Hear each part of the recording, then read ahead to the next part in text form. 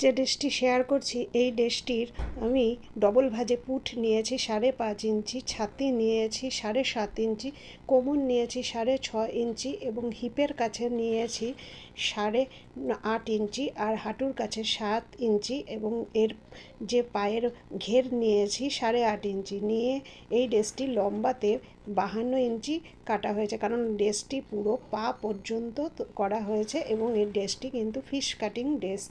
এই ড্রেসটির কাপড় কিন্তু নেওয়া হয়েছে ভেলভেট কাপড়।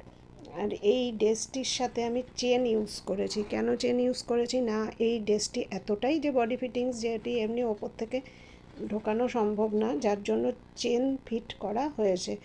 আর এই ড্রেসটির সামনের নেকটি তৈরি করা হয়েছে সুইট হার্ট নেক আর পেছনে হয়েছে রাউন্ড নেক।